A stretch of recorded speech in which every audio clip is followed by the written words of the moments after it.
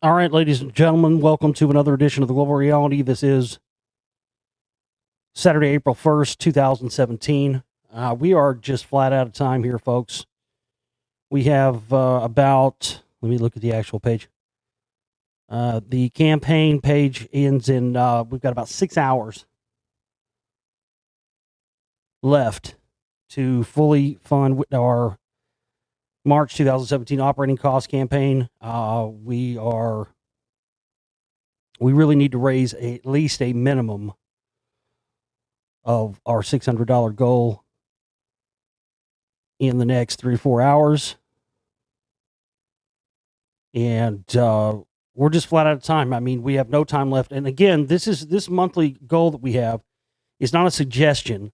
This is the minimum amount we need every month just to cover our minimum operating costs, to keep everything going here with the network, and to keep the studio up and running and everything going. And again, we're getting thousands of people listening. We're only getting a few people donating every month. And, I see all these people complaining and bitching and moaning about other shows who, give you the first hour free and then make you pay for the rest. People bitching about that. And, that's why people have to do that. And, if you don't support our work, I've tried to be nice about this. I've tried to make it not have to. I've tried to avoid that at all costs. Even though I've been threatening to do it for a while, I've been trying it at all costs, but we can't keep going, folks.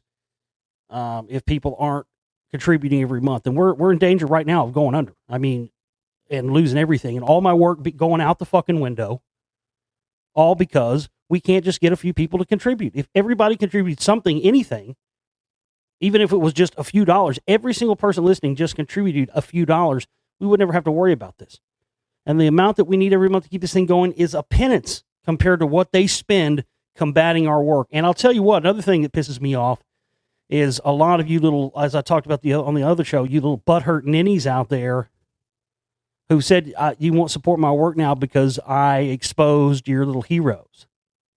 And that's, you're just, if you have that attitude and you're taking that attitude against me because I've exposed people that need to be exposed, you are no better than the enemy that we are trying to expose and fight here. In fact, you are worse because you are willfully and directly trying to hurt what I've built here for the past 10 years.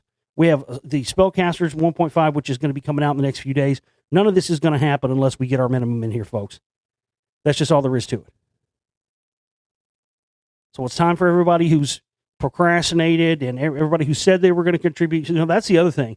People that make these big wild claims about they're going to contribute and then they don't. If you have contributed, I'm not talking to you. Thank you. It's not possible without those that contribute. And I just appreciate and am grateful to every single one of you who actually does step up every month and contributes and keeps us going here and realizes and understands the value and importance of our work. And that's the main thing. And the rest of you out there, I just don't get it. You obviously know that nothing in life is free. But somehow people think that everything, just because I put out information, and again, this is one of those psychological operations things that was created by the people who have unlimited CIA funding because they put everything out for free. They have unlimited funding from the CIA. And then it makes everybody think, well, everybody should just put it out for free. Well, that's just not the case. People who don't have CIA funding and Scientology funding and stuff like me, who are regular people who are trying to make a difference, my whole work has always been based on the need of the support from the audience because this is a public funded operation. The people who fund our operation and keep us going are the people who know, because they've not only followed my research, but they've taken my research and they've looked into it for themselves and they understand this. And many times, a lot of the people who support our work see things and stuff that I don't see and pointed out to me sometimes. This is a collaborative effort. But I look at all these thousands of comments and questions and stuff I've gotten. Oh, how come you don't do as many video shows anymore? No, I like the video shows better. All this stuff. I always get all these complaints and suggestions from people who, number one, never donate anything. That's the biggest thing. And have all these suggestions on how I should run my operation, but yet they've never contributed anything to my operation and they've never done anything on their own. Now, it's very easy to sit on the sidelines and to sit back and make assumptions that you think you know everything it takes to do this. If this was easy, there'd be a million other motherfuckers out there like me exposing this stuff, and there isn't. What you have instead is a bunch of followers and a bunch of repeaters who are doing nothing but repeating bad misinformation and disinfo and psychological operation stuff, and they're repeating it, and they're building careers off of it, and they wonder why they're building a career off. Well, of course, because you're falling right in line with the establishment line. I could have gone that direction very easily. I very easily could have ignored all the information, and I would probably be, not probably, would be very, very big across the world right now. But I made that decision that the truth is more important to me than anything else, regardless of whether or not it's comfortable. And that's the sad reality. You know, a lot of people, I talked about the Tsarian thing. I've got another thing here. Somebody brought up, this person says, "Hi, Josh, I thought you'd find this to be of interest, maybe relevant to that Spellcasters 1.5 you mentioned. I transcribed the following from an older Red Ice radio interview of Jerry E. Smith from 2008. If you don't know who Jerry E. Smith was, he's a famous author who wrote the Angels Don't Play This Harp and books like this. He says, I was once a member of Red Ice and downloaded most of their archive. In it, Jerry talks about his friend Jim Keith and their involvement in Scientology. And the second hour, he gets into Scientology's interest in conspiracy material. That's huge. I remember that interview, but I don't think I heard any of the stuff about the Scientology. But what's interesting and synchronistic about that, considering I just talked about Tsarian, is that Tsarian, one of the big people that he always promoted and even had in one of his movies and stuff, I always heard him talk, was Jim Keith. And there's always been this stuff about, that's a conspiracy because Jim Keith, died mysteriously under the operation or whatever. But I mean, this is huge. Look at how many of these, we're starting to find Scientology connections, folks, to these, so-called truthers I would have never dreamed of. I would never have thought, Jerry E. Smith. And now, God damn, this is what we're up against, folks. It's unbelievable. Let me read some of this. Jerry E. Smith says, Jim Keith was something of a psychic. Now, remember I talked about how when you get to the upper level, OT levels, and you learn the power of what they call MEST, matter, energy, space, and time, and you're able to manipulate that. And I talked about Jones saying Trump finishing his sentences and knowing what he's going to say before he says it. That's all part of the high-level OT stuff. When you get to the upper levels, that's what happens. So Jerry E. Smith here saying Jim Keith was something of a psychic. He believed in a number of odd things. He and I had both been in and out of Scientology. We spent a decade in Scientology. After Scientology, Jim went through a course in miracles and then a Scientology offshoot group called Avatar. You hear that? You hear that sound? You hear that? That's the sound of fucking Google with smoke coming out of it and fucking fingers going crazy on the keyboard. People Googling that as I say that. Yeah, because I haven't heard of that either. A Scientology offshoot group called Avatar.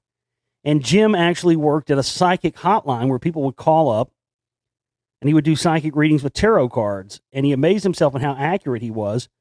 He and I both have a mutual best friend, George Picard.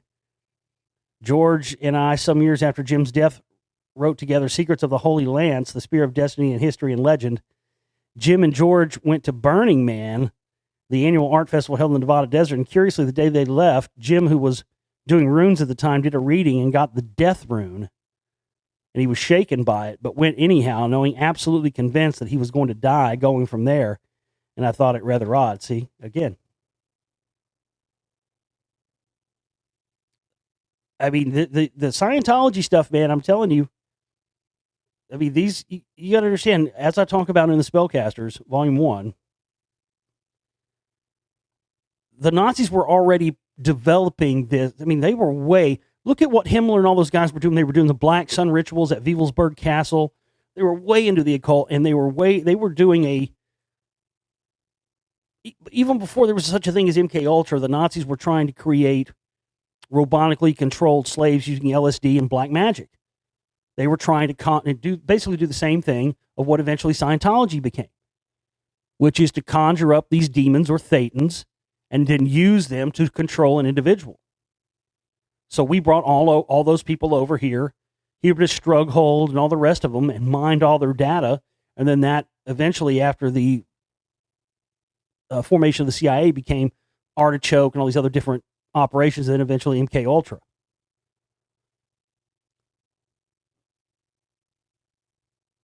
So this absolutely is about creating individuals that are controlled by outside entities, maybe almost not even to their own knowledge. And this is what they want to unleash on the whole world.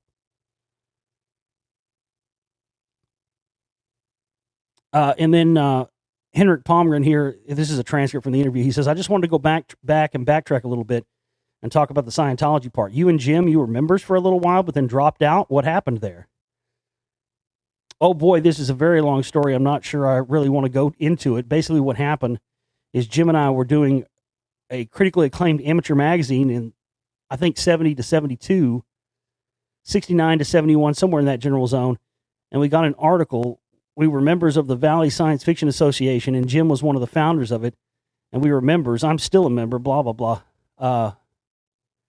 We got this article from Jack Harness, who everybody still calls Jack Harmless, and the article was entitled Nonfiction, and it was bits and pieces of Jack Harness's last 3 billion years worth of reincarnations, with between them explanations of how Dianetics worked to help him remember these past lives.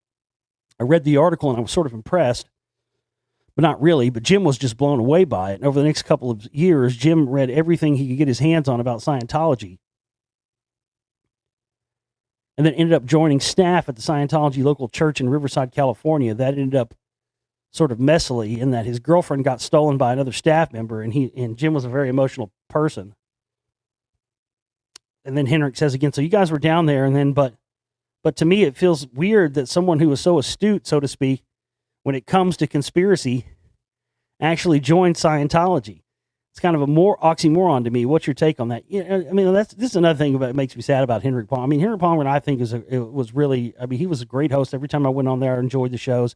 It's sad that he fell into the whole white nationalist thing, but, c'est la vie. But at least he actually asked the tough question there. Someone who's into conspiracy actually joins Scientology seems like an oxymoron. Yeah, it's not until you get down to it and you realize that the whole conspiracy thing has been created by these people.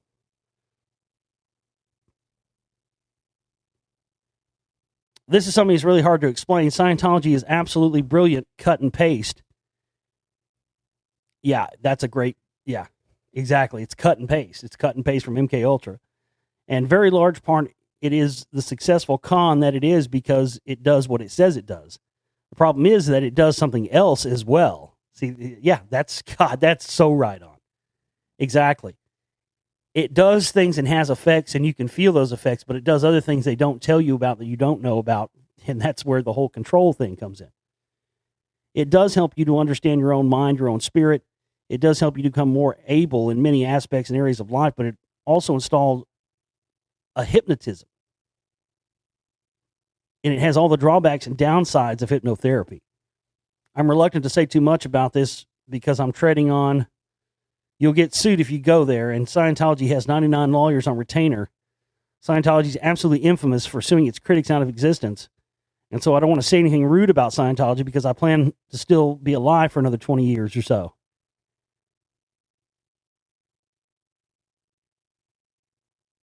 Now here's some interesting stuff here. Henrik says, can you say this much? Did Jim and yourself drop out of the movement, or are you still connected with it? Well, yeah. No, we both left.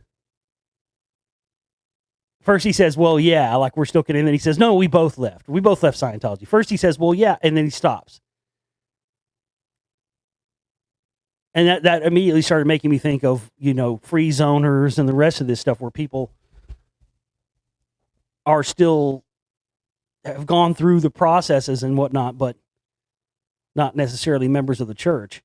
There were a number of things that, and the apparent good is very brilliant when you first come in, and the downsides, the wrongness slowly sneak up on you. You slowly realize, well, that doesn't seem right, and this doesn't seem right. It takes a while to piece together what the problem is. Eventually, we did piece it together and realized that it was entirely what it said it was and moved on to other things. But Jim still stayed more of a believer than not a believer, which is why he practiced Avatar, which I describe as Scientology light. And Henrik says, it's an offshoot of Scientology?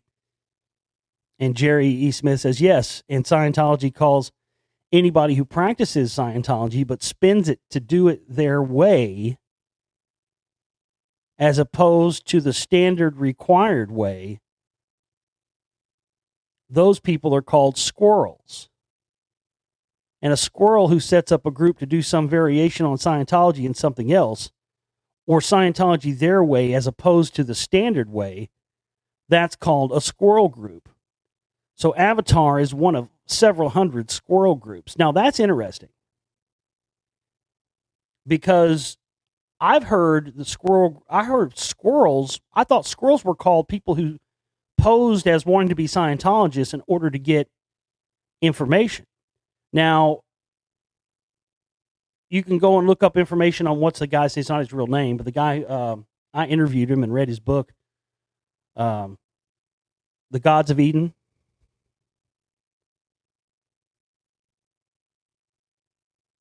What was that guy's name?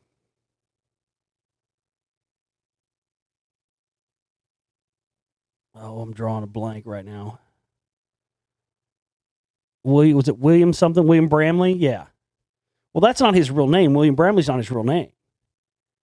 And he has been labeled a squirrel by Scientology because supposedly he infiltrated it to give information to some other group, but no one knew what group he was giving it to. Now it's more interesting here reading what Jerry E. Smith is saying, because according to Jerry E. Smith, he's saying that squirrels are actually people who snuck in to start other offshoot groups. And reading the stuff that I read about William Bramley, that sounds like that's what so he was actually starting a squirrel group. And that's even more telling. And then a comment here from the person who sent this email. He says, if Scientology is meant to become a one world religion, I can see them moving to reintegrate a lot of these squirrel groups into its new form and using them to expand. I wonder about the connections between some of these groups and free zoners. Well, there you go. That's what I'm saying. It's all one and the same.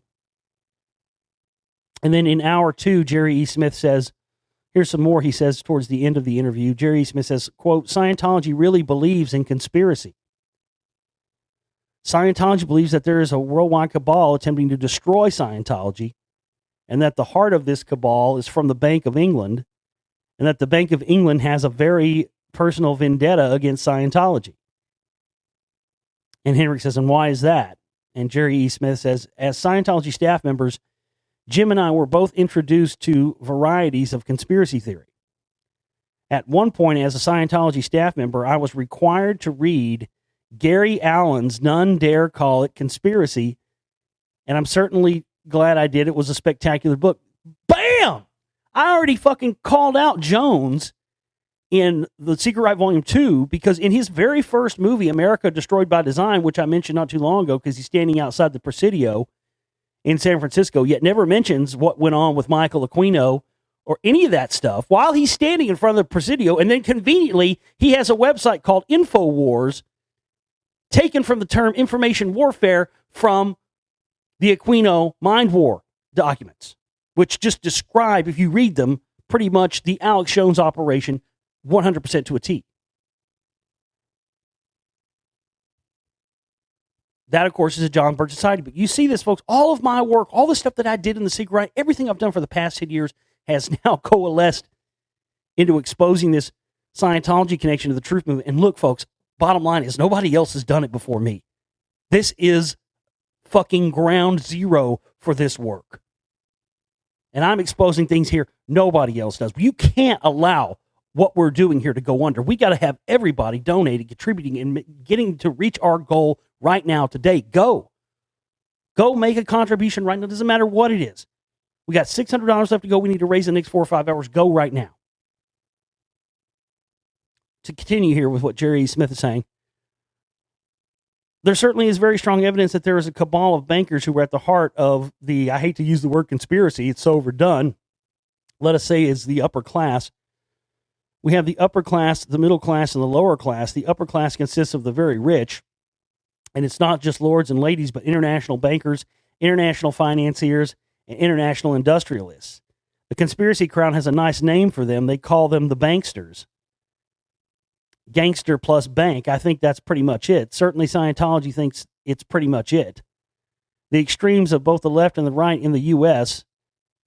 is pretty much it. Particularly the extreme right, the John Birch Society, Lyndon LaRouche, etc., are pretty much convinced that this is the weird heart of the program.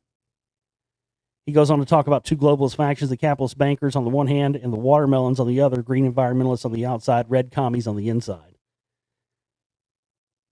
So Scientology, according to Gary E. Smith, believes that, see, this is where all this has come from.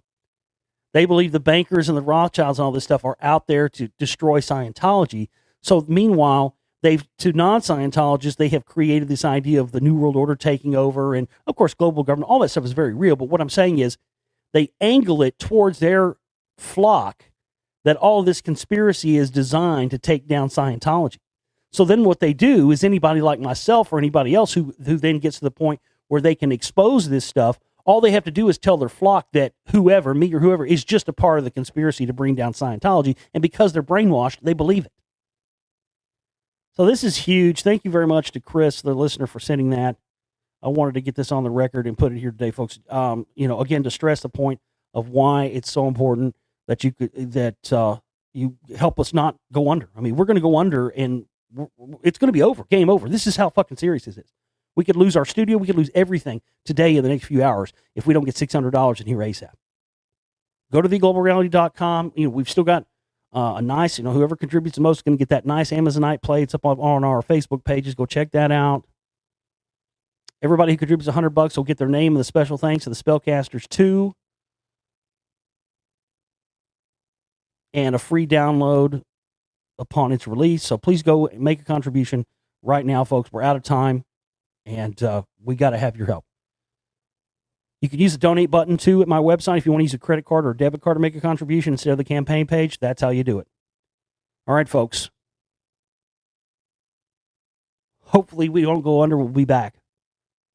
Go. Act now.